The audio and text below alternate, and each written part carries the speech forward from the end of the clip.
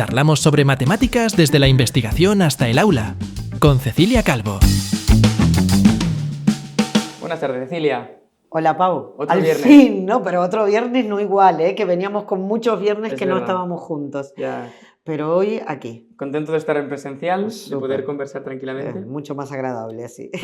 Y si quieres ya te lanzo mi pregunta. A ver. Porque hoy mi pregunta tiene que ver con... O sea, para ponerte en contexto, en una clase normal de matemáticas, me gustaría entender el equilibrio entre la parte esta que siempre decimos de lo importante que es que el conocimiento salga de la conversación, de la construcción con todos juntos, de la manipulación, de la discusión entre iguales, pero por otro lado también hay una tradición, es normal que las matemáticas se hagan por escrito, ¿no? Y que practiquemos por escrito cálculos, representaciones y todo esto. Pero yo lo que veo es que tengo la sensación que cada vez tiene más peso la conversación que el registro. Y es como que cada vez la parte escrita se queda más pequeña, pero por otro lado la seguimos haciendo, ¿no? Y la pregunta es, ¿esta parte escrita, esta parte de hacer las matemáticas escritas, qué peso tiene en la clase de matemáticas? ¿Por qué lo hacemos? Muy bien. No, creo que una idea importante es que, claro, que nos tenemos que poner, digamos, en situación, y la acabas de decir, es que venimos de una tradición donde la parte escrita era mucho más amplia, mucho más extensa que la parte oral, ¿sí? Además del hecho de que la parte oral antes tenía mucho más protagonismo el profesor y no tanto los alumnos. Nosotros hemos optado por hacer dos modificaciones. Uno es que extender la parte oral y dejar la parte escrita, digamos, a los últimos minutos de la clase, y por otro lado que en la parte oral tenga mucho más voz el alumno y menos voz el maestro, que lo que hace el maestro es guiar la conversación que tienen entre los alumnos. Pero nunca hemos pensado que la parte de registro debería desaparecer. Aunque consideramos que la parte realmente más importante es la parte de conversación, creemos que la parte de registro tiene que tener un momento. Es imprescindible. Tiene que haber un rastro escrito de lo que pasó en la clase, porque eso nos ayudará a mantenerlo, a evocarlo mejor y a todas estas cuestiones, y además a poder comunicar, digamos, con los padres, por ejemplo, qué se ha hecho en la clase, porque si no, si todo fuera, digamos, oral, digamos, sería muy difícil explicar qué estamos haciendo, para que tú cuando quieras recordarle a un alumno, recuerda cómo se hacía esto, lo hicimos hace 2 semanas, puedes ir a un cuaderno y mostrarle, ayudarlo a recuperar en la memoria a ese alumno. Y porque es importante, y aquí viene mi cuestión principal, el rastro escrito, que nosotros le llamamos registro, es muy importante porque ahí la idea es que el alumno está solo, es el alumno en que mira si lo que ha pasado durante el conversamos, digamos, él es capaz autónomamente de reproducirlo, ¿sí? Por lo tanto, yo le doy muchísima importancia al registro, por un lado porque deja un rastro escrito, una huella de lo que pasó en el conversemos, que si no es mucho más fácil de olvidar todo lo que fue intangible en el conversamos, y por otro lado es el momento donde el alumno pone a prueba la autonomía, que la seguirá poniendo a prueba en la práctica digital, pero es en fresco que la pone la autonomía. Ustedes saben que el registro está totalmente ligado a los objetivos de la sesión en general y de cada una de las actividades del conversemos, ¿sí? Por lo tanto es sobre, digamos, la marcha, ponemos al alumno en la situación de a ver si entendió lo que pasó en el conversamos y si es capaz él consigo mismo de ponerlo por escrito, ¿sí? A veces se piensa que es el registro es como poner en concreto, digamos, es el momento en que el alumno abstrae lo que se hizo de manera concreta en el conversamos, pero eso no sería justo porque lo más difícil es pasar a lo abstracto. Por lo tanto, no dejamos al alumno solo a pasar a lo abstracto. Nosotros pasamos de lo concreto al abstracto en el conversamos, ¿sí? Y ahí después el alumno lo hace. Además, entre lo concreto y lo abstracto siempre está la representación, que siempre decimos que es el punto intermedio entre lo concreto y lo abstracto. Y es justamente la representación lo que más se utiliza en el registro, ¿sí? Porque lo abstracto finalmente también es una cosa que es muy mental, digamos, ¿no? Pero lo concreto, que probablemente fueron manipulativos, lo que nosotros logramos en el registro es utilizar la representación de aquello y evocamos, ¿sí? Siempre habiéndolo visto antes en conversación, que eso es lo que decías Exacto, que eso tiene que ser. Yo me acuerdo en el tiempo de pandemia que, claro, teníamos que acortar mucho las sesiones y los maestros nos preguntaban cómo las acortábamos y nosotros siempre decíamos, a ver, mira el registro, mira qué actividades necesitas del conversamos que son imprescindibles para hacer el registro, porque hay cosas que no las podrán hacer si no han pasado por la actividad del conversamos antes. Claro, y dependiendo del momento en que estemos, del curso, si pongamos, por ejemplo, que estamos sumando, usando los bloques base 10, sí. Tú en el conversemos habrás hecho, por ejemplo, pues un ejemplo, pero el manipular los bloques, luego representarlos en el pizarrón o donde sea, o con la pizarra manipulativa, y luego en tu cuaderno lo que harás es justamente trabajar esta representación de los bloques. A lo mejor otro día justamente has pasado de los bloques a quitar los bloques, ¿no? Esto lo has hecho en el conversemos y en tu registro. Eso es un poco como que siempre registras lo que ya... Pero lo que no podemos pensar es que la abstracción la hace el alumno solo, porque la abstracción la hacemos justamente en grupo. Nosotros si pensamos en la construcción colectiva del aprendizaje, ese pasaje a la abstracción es todos juntos y todos verbalizando. Lo que pensó uno lo verbalizamos y eso se convierte, digamos, en un pensamiento, digamos, de toda la clase. ¿Sí? Esto es una cosa que a mí me gustaría aclarar de eso. Después hay otra cosa que tiene que quedar clara, es que el registro, si nosotros hablamos de narrativa de la sesión, sí que el registro es el cierre, porque nosotros decimos, bueno, entramos en clima, calentamos, después pasa el nudo de la sesión, que es el conversamos, y después como cierre de lo que pasa en una hora es el registro. O en secundaria lo decimos, ¿no? Sí, despegue, ¿no? Vuelo y aterrizaje. ¿Sí? Pero una cosa que quiero decir es que eso no es el cierre de la discusión. El cierre de la discusión es dentro del conversemos. Dentro del conversemos también hay una digamos, iteración también de un despegue, que es la pregunta, la actividad que propone el profesor, digamos, la discusión del alumno y después el tip que dice, pretendemos que el alumno llegue a tal cosa. ¿Sí? Eso tiene que pasar en la conversación. Eso tiene que pasar, se tiene que cerrar, o sea, tiene que haber un momento en que nosotros decimos la conclusión a la que hemos llegado. ¿Sí? Y luego ya iremos a registrar. Iremos a registrar. O sea, no esperar después del registro a cerrar la sesión. Bueno, el todo es, si hay algún maestro que tiene muchísimo tiempo, digamos, porque sabemos que hay distintos grupos que tienen más de una hora, entonces sí que puede dedicar un rato a hacer un cierre de lo que pasó en el registro. Pero en una clase de una hora está pensada para que haya un calentemos, un conversemos y un registro. ¿Sí? Aquí esto nos abre muchísimas cosas para conversar. ¿Sí? Vamos a ir tratando de ir desgranándolas una a una. ¿Sí? Si te parece. Sí. Por ejemplo, ¿qué pasaría aquí si tuviéramos más tiempo? Claro. ¿Sí? ¿Eso querría decir que haríamos un registro mucho más largo? Eso es lo que pensaríamos que sí, pero no, supongo. Eso es muy peligroso. Yo, por ejemplo, optaría, si tienes 15 minutos más. Hora y 15 de clase. Hora y 15 de clase. Lo que podrías hacer, digamos, es alargar un poquito el registro.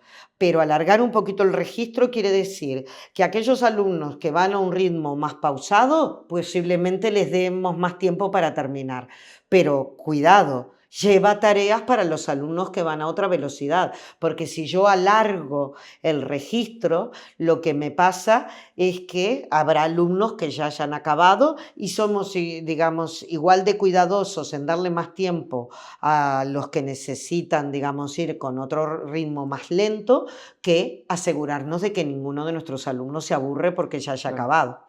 Entonces, no hay problema, si quieres hacer un registro más largo, puedes darle más tiempo a los que lo necesitan, pero por favor, lleva muchas tareas para los que van a otro ritmo. Y si hay menos tiempo, un poco lo que supongo que la estrategia es si hay menos tiempo, porque una cosa, si hay más tiempo es, sí. Cuidado, no te pases muchos minutos haciendo el registro porque hay un riesgo de que se aburra un tanto por ciento de la clase. Sí.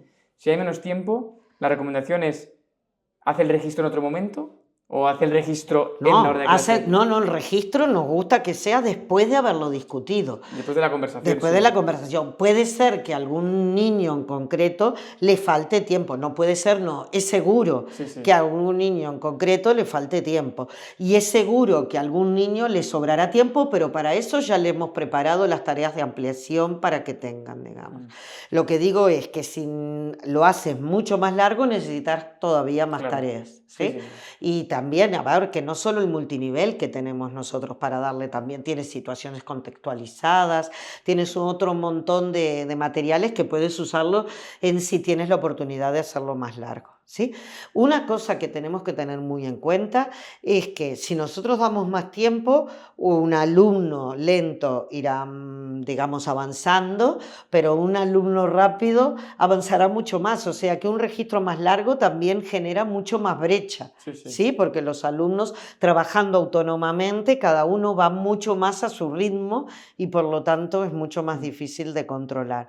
Sobre todo si tenemos muy claro que no queremos que ningún alumno se aburra. ¿Sí? Entonces eso es lo que está pensado, digamos, para que la gran mayoría de los alumnos lo acaben. Los alumnos que son más rápidos digamos, del grupo general tengan suficiente con las tareas de ampliación. Y quizás a los alumnos que tienen más dificultades se les da el trabajo de soporte, digamos, de apoyo, que es un poco más corto, o se les da después más tiempo según necesitan. ¿Sí?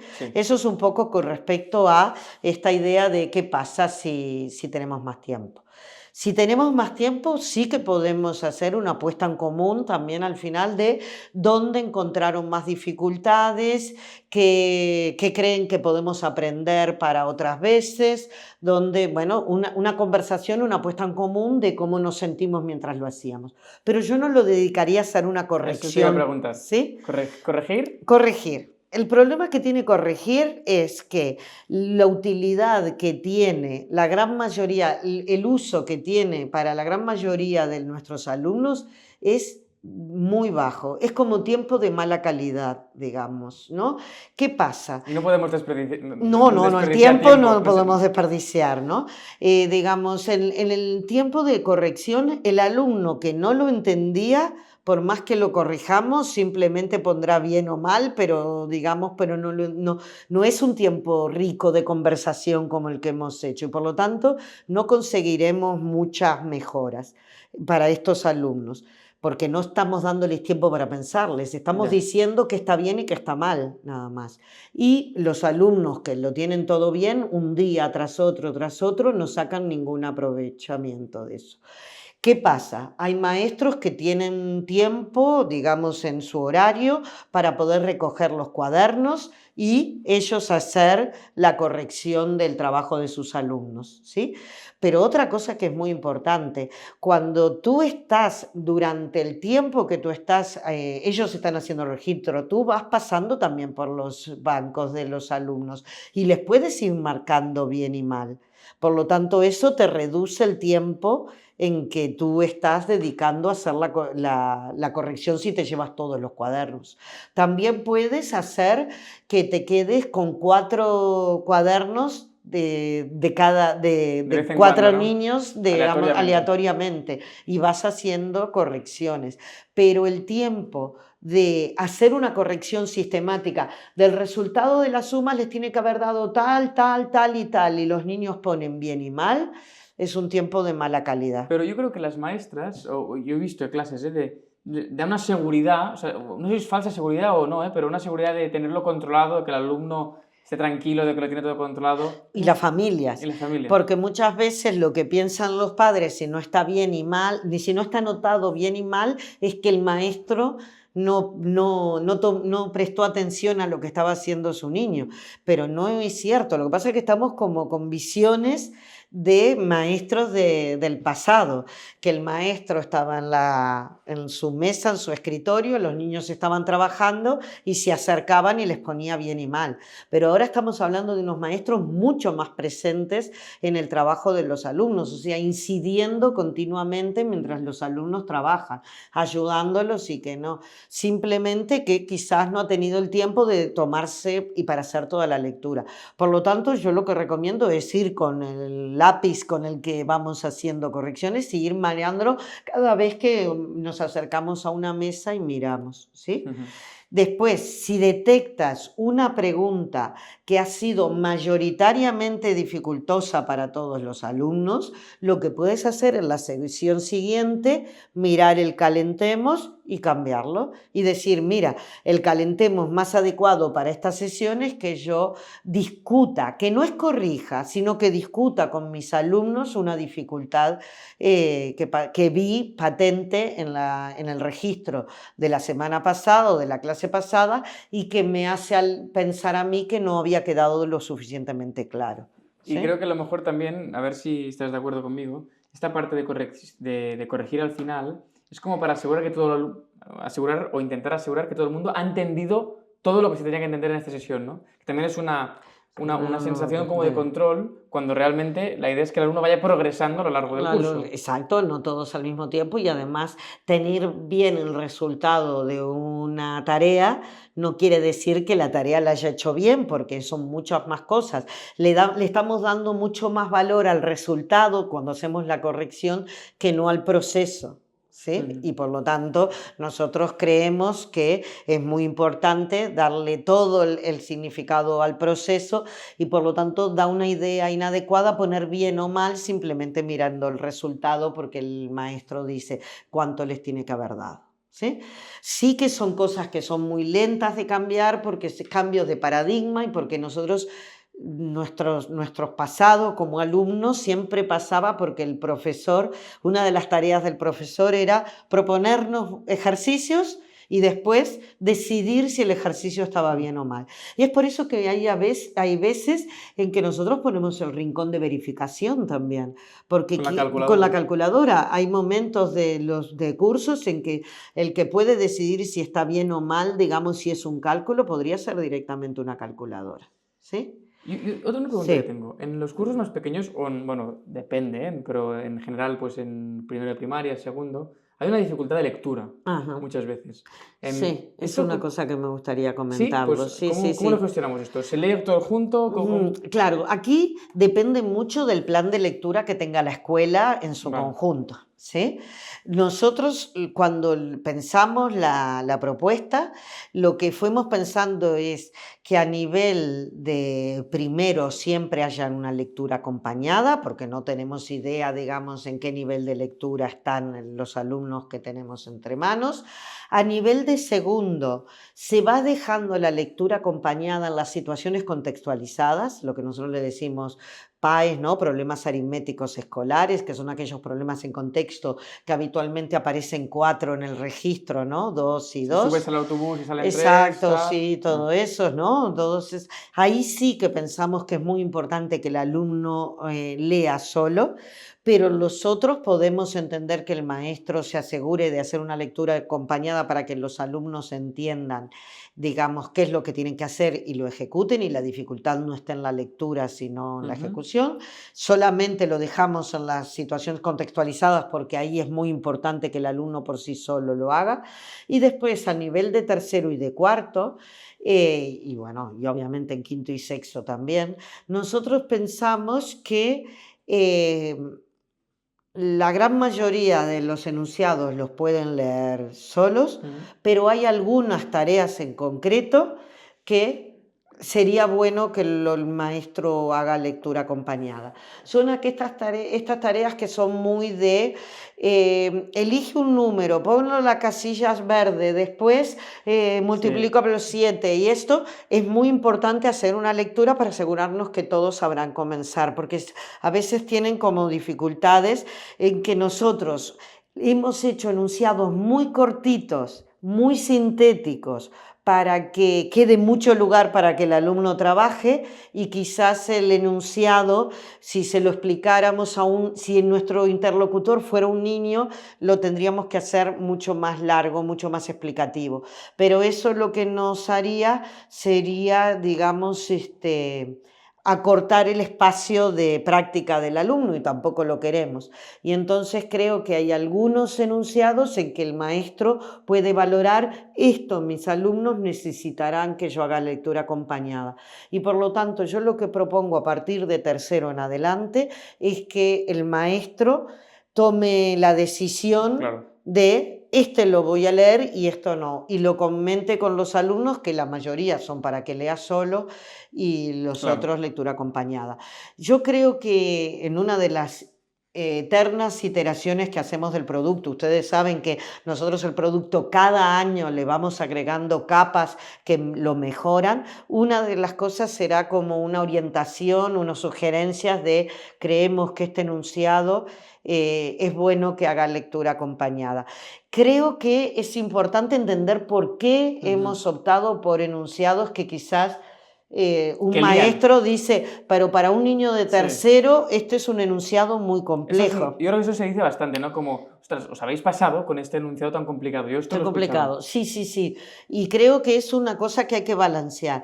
Para que poner esa tarea, que para nosotros era importante, un enunciado que fuera destinado exclusivamente al alumno ocuparía la mitad de la página. Y creemos que el papel del cuaderno tiene que ser utilizado para practicar matemáticas. Por lo tanto, somos conscientes que hemos sido muy sintéticos en beneficio de que haya más papel. ¿Eso qué quiere decir? Que a veces los alumnos necesitan ayuda. Nunca en las situaciones contextualizadas. Es por eso que el motivo, no sé si lo vieron, en primero, las situaciones contextualizadas son no verbales. Todas las situaciones contextualizadas que hay es un dibujito con un autobús que dice cuántas personas hay como una viñeta que dice cuántas personas suben, porque nosotros queremos que hagan situaciones contextualizadas, pero como no sabemos el nivel de lectura que tienen los alumnos de primero, entonces hemos decidido que en primero solo lo hacemos visuales, en segundo ya comienzan. ¿Sí? Vale. Y a partir de segundo, siempre las situaciones contextualizadas no hay dura, que es de lectura autónoma. No, esto no me había fijado yo nunca, creo. No te había fijado. Y otra cosa que pasa, en el apoyo, ¿sí? Cuando hay situaciones contextualizadas, hay apoyo justamente pensando en alumnos que tienen dificultades de lectura. Negrita en las cosas que son más importantes, enunciados más separados, más cortos, digamos, y porque entendemos que aquí hay una variable de la comprensión lectora que es muy importante, ¿sí? Y muchas veces los resultados de matemáticas se ven influidos por, digamos, dificultades que tienen los niños en comprensión lectora. Por eso nosotros decimos que se puede hacer lectura acompañada siempre que el maestro lo considere necesario. Recomendamos que no se haga en los problemas, en las situaciones contextualizadas. Y para una pregunta más como curiosidad, pero que me interesa, es, o sea, al final el registro son 2 páginas. Sí. Bueno, en el caso de primaria. En secundaria hay práctica, ¿no? Pero X y Z, pero... Sí. Pero el proceso de definición de estas 2 páginas, que al final es una selección, es una división muy...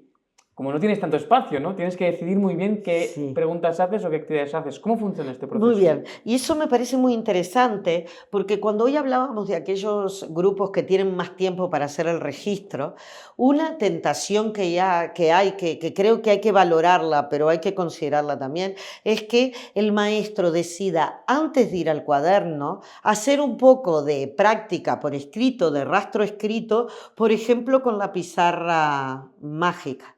Es una muy buena cosa en el sentido en que la pizarra es muy fácil borrar.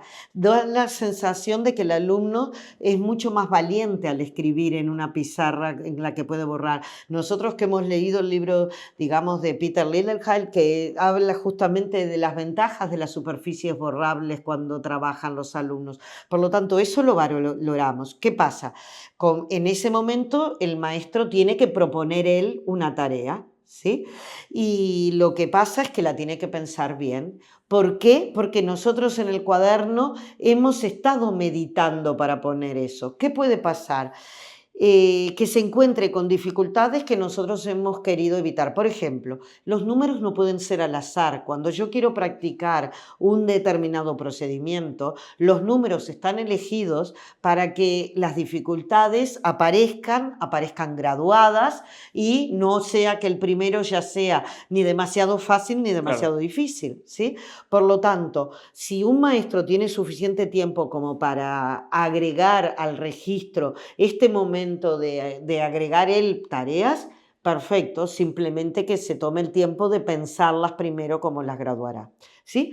Porque, como ya te digo, en el momento que nosotros pensamos en el registro, eso lo hemos tenido en cuenta, ¿sí? Por ejemplo, si estábamos haciendo sumas que tienen, digamos, que requieren reagrupamientos, estamos en vertical por descomposición, requieren reagrupamientos, primero hacemos sumas que requieran reagrupamientos de unidades, después de decenas y unidades, pero no ponemos desde el principio una que ya tenga toda la dificultad.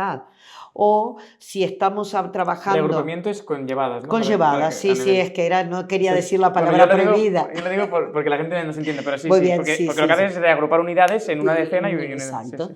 Y la otra cosa que quería decir es que a veces nosotros usamos la idea de la representación y quiero hacer 4 restas, pero claro, si en las 4 restas el alumno ha de hacer representación, puede ser que los 15-10 minutos que tiene se los ocupe en eso.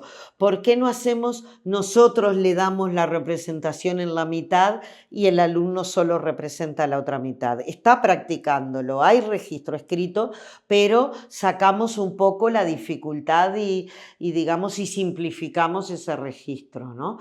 Por lo tanto, si un maestro quiere agregar práctica de ese tipo cuando tiene tiempo extra, ningún problema, simplemente que le recomendamos esto, que gradúe las dificultades y que no sea que siempre el alumno tiene que hacer todo el proceso, porque a veces lo que hace es que se hace muy largo, ¿no? Y entonces nosotros en el papel nos damos la posibilidad de que parte de los andamios los damos y después los alumnos se lo construyen ellos y después algunos ya no necesitan hacerlo y cuestiones de ese tipo. Antes de terminar, has hablado al inicio de la importancia de que el registro sea autónomo, no sea el alumno con su... Claro, aquí todo el tema de me copio, no trabajo en grupo, eso claro, es importante que sea el alumno solo. ¿Esto cómo lo gestionas tú, por ejemplo, en tu clase o en tu caso? Sí, digamos, una cosa es que en un momento puntual un alumno comente una cosa con el compañero porque todavía, o porque no se acuerda, o porque quiere comprobar una solución. Digamos, no estamos, digamos, en un cubículo, cubículo de poner, digamos, unas paredes aquí para que no. Pero la idea es que tenemos que empoderar al alumno de que lo que queremos es saber si él solo lo puede hacer. ¿Sí? Y que equivocarse no es... Equivocarse no está mal, que digamos que es parte del aprendizaje, que si nos equivocamos lo más importante no es poner el mal al lado, sino ver por qué me equivoqué, y muchas veces lo tenemos que ayudar a los alumnos a que sean conscientes de cómo gestionar el error. Quizás no es el momento para hacer grandes discursos el registro. Los errores también los detectas en el conversemos, y en el conversemos es un momento que cuando tú tienes un error puedes hacer todo este discurso, ¿no? Y estas cuestiones. Me parece que es muy importante, y esto no pasa solamente en matemáticas. Los maestros tenemos, digamos, un diálogo con los alumnos donde les podemos, digamos, dar la importancia a que lo intenten hacer solo. ¿Sí? Perfecto. Perfecto, Cecilia. Es todo un tema, no eso es cuando lo comienzas a analizar con mucho detalle, ves todas las cosas que hay escondidas debajo de y ahora pongamos por escrito lo que hemos aprendido, ¿no? Totalmente. Muchas gracias. Hasta la próxima. Antes de irnos, a ver si te parece bien, a ver si es la primera vez que te lo propongo, no te lo he dicho antes, lo he pensado ahora, a ver qué te parece, si tenemos tiempo, nos queda un minuto. Me gustaría hacerte preguntas como que ya hemos hablado hoy y a ver si puedes contestarlas muy brevemente, como para que queden ideas, ¿vale? A ver si es posible, a ver cómo queda. La primera es, ¿qué pasa si un alumno no termina el registro? Es que claro, depende, ¿no? Depende. Depende. Es posible que un alumno tiene tantas dificultades que tiene que hacer un registro más reducido, ¿vale? Y por eso tenemos el soporte, que quizás si le hubiéramos dado el soporte lo hubiera acabado y tendría esta sensación de haberlo completado. O hay alumnos en que no terminan el registro porque no están haciendo un buen uso de ese tiempo de autonomía, ¿sí? Entonces, gestionar esta parte. Exacto. Segunda pregunta. ¿Cuánto tiempo dedicamos al registro? No debería ser más de 15 minutos. Supongo que depende del tiempo que tengas de clase. Yo pienso en tiempos de 1 hora, que son los tiempos vale. de clase que yo tengo. Si tienes 45 minutos serían pues 10, ¿no? Perdona, hay algunas sesiones que no tienen conversemos vale. justamente porque el registro es más largo, ¿verdad? Sí. Pero no estoy hablando de eso, estoy hablando de del grueso de las sesiones que tienen un registro normal, está pensado vale. para unos 15 minutos. Como un cuarto de la clase, para que podamos más o menos. Si tienen 45 minutos, pues 10 minutos, un poco más. Sí, exactamente. Y la última pregunta. ¿Se puede separar la conversación del registro? Totalmente, ¿qué quiere decir que se puede Digo, separar? yo termino, o sea, hacer el registro otro día, o sea...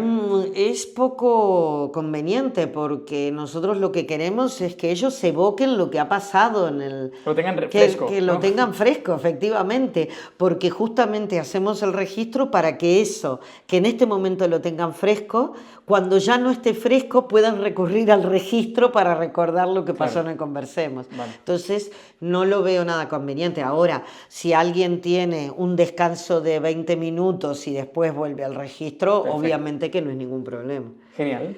Muy bien. Pues muchas gracias, Cecilia, por todo. Muy bien, hasta pronto. Nos vemos la semana que viene. Que sí.